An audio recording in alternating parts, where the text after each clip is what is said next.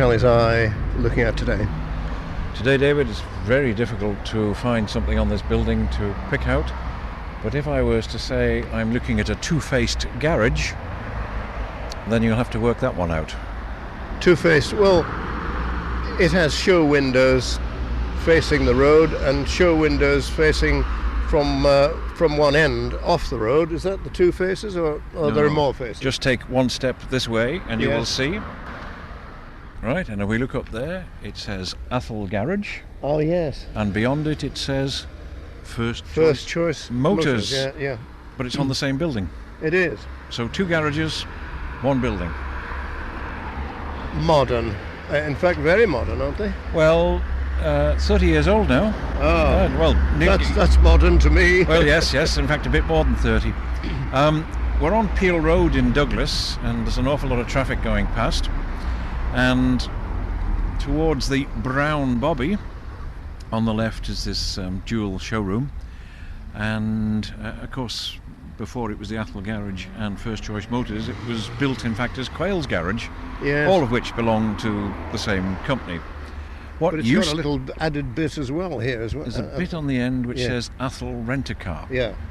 Now, where we're standing, if we'd have gone back to 1970, shall we say, we would have just walked in through 2 very tall brown painted doors, on the left-hand side of which was a fleur-de-lis with Boy Scouts written under it, and on the right-hand side it would be a clover leaf with Girl Guides, because this was where Cunningham House was, the headquarters of the Scout and Guide movement in the Isle of Man.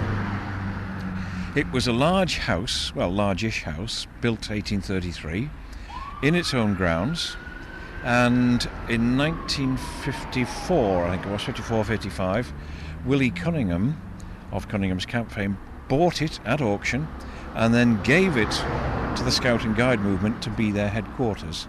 And it served that purpose right up until the 70s, when they decided it wasn't suitable for the purpose anymore, sold it, and of course eventually built the new headquarters at St Ninian's, which is now a church.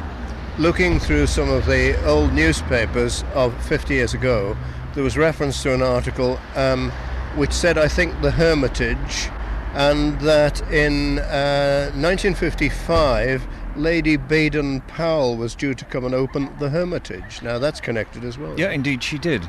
It was called the Hermitage, and it was called the Hermitage from the day it was built in 1833. It was on land belonging to the nunnery, and I think it was one of the Goldie family.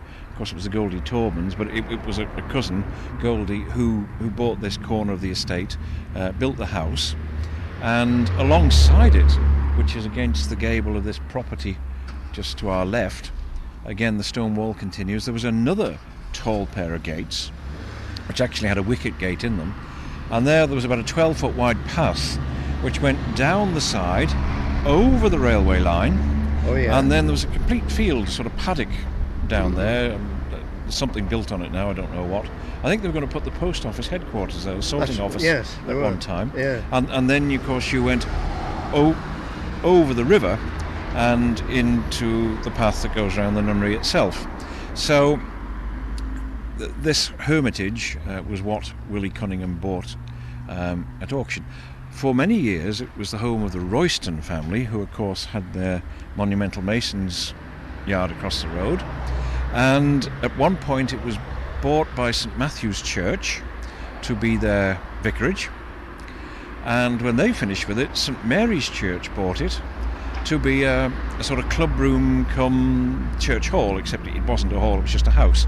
But they hadn't had it very long when the the furniture mart in Myrtle Street came up for sale, so they very rapidly sold this and bought the mart, and which of course became Myrtle Hall and was linked into St Mary's Church, but now it's gone and there's a tall office block in its place. So were you too young to have been a scout down here? I certainly wasn't here in 55 when it all happened. I joined the Cubs in 57, which was the 50th anniversary of scouting, so I'm hoping to make the centenary in what'll almost be 2 and a bit years' time. And yes, I was certainly involved at the time that this property was sold and we moved on. Now, the garage, Quayle's Garage, of course, was principally showroom, but also very cleverly, I'm fairly certain Frank Hewson did the plans.